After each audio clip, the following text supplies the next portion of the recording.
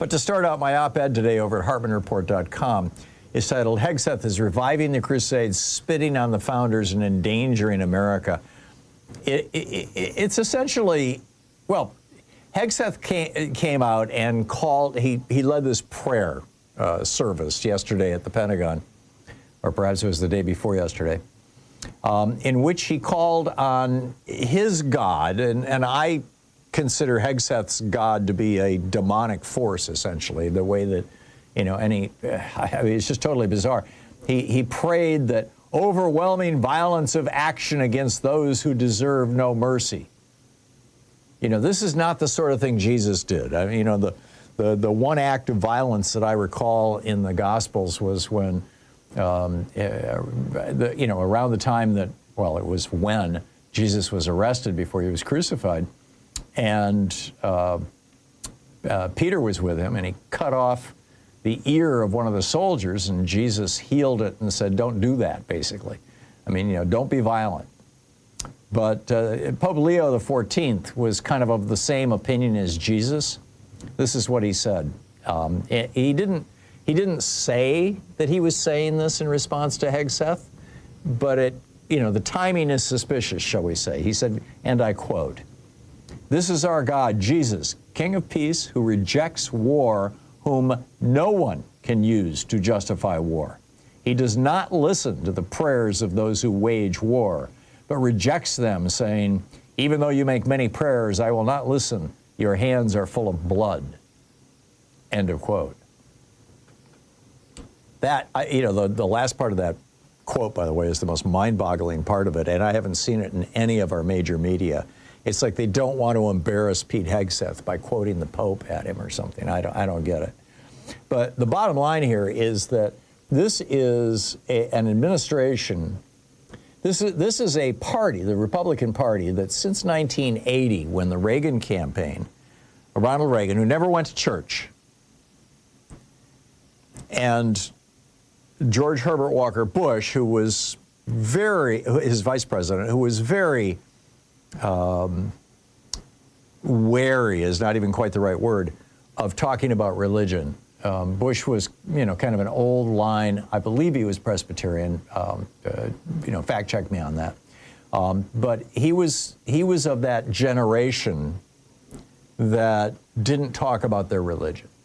The kind of pre-Billy Graham generation, the generation that thought, you know, religion's a personal thing. It's what you do on Sunday. It's how you live your life privately. But it's not what you do if you're a politician. And they hired George W. Bush, Vice President Bush's son, to create a liaison between the Republican Party and the religious right. And George W. brought in Jerry Falwell and Ralph Reed and all these whack jobs. And now Franklin Graham is out there, you know, praying for more war. There was a Substack newsletter a couple days ago headlined, I believe it was John Pavlovitz, who's been on this program a couple times, who was a Methodist minister for 30 years, headlined words to the effect of, Franklin Graham is going to hell. And, you know, if there is a hell, I think so, you know, given what's going on. But this is the main point that I make in my article today, and it's a fairly long article because I wanted to just make this absolutely bulletproof and give this information to anybody who wants it, you know, who engages in these arguments with these crazies, is that the founders of this republic, the founders, the people who fought the Revolutionary War, and the framers of the Constitution, the people who met in Philadelphia in the summer of 1787 and wrote the Constitution. And you know, there's a fair amount of crossover between those two groups, but there's also some separation, right? That the founders and framers were very explicit that they did not want to create a religious country, that America was not a Christian nation. They just, I mean, you know, it was just straightforward. And yes, there were a few religious fanatics among them. The most outspoken was Patrick Henry. Patrick Henry was the largest slaveholder in the state of Virginia. He held over 300 people in bondage, in slavery. And he was an outspoken evangelical Christian who used his Christianity to justify his holding people in slavery. But among the founders, and I'm not even sure you could argue that he was a founder. He famously said, "Give me liberty or give me death," but you know, that's about it, right? He didn't. He wasn't like a distinguished general or a well-known politician. But you know, outside of Patrick Henry, many of the founders, not all of them, but perhaps even a majority of the founders were a-religious, not religious. There were a few who were. I mean, James Madison went to church at least twice a week. John Adams went to church every Sunday.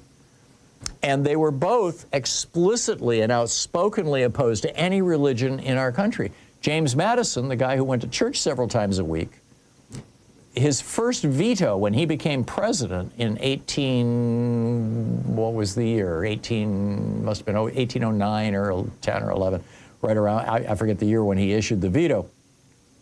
But it was legislation to give money to a church in Washington, D.C. to provide clothing and food for poor people. And he vetoed it, saying that federal money should never be going to churches. And this will establish a precedent, and it's intolerable. Now, that's one of the most religious of the founders. So, you know, and Jefferson, of course, you know, was just outspoken about, you know, about being a deist, about not being a Christian. Ben Franklin said, I absented myself from, he said, Christian dogma was unintelligible to me. I absented myself from Christian assemblies early in my life. As a teenager, at 17 years old, he left Massachusetts, went to Philadelphia to get away from the religious crazies.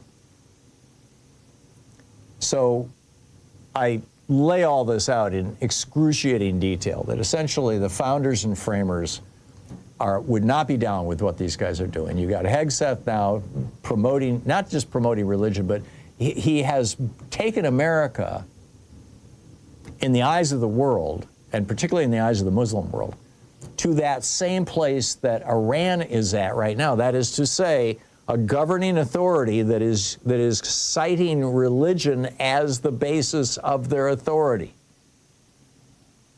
And this is just absolutely wrong.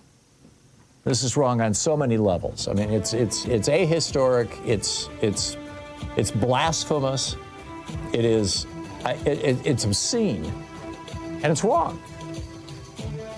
So anyway, like I said, the article's fairly long. You can read. It's free. It's over at HartmannReport.com.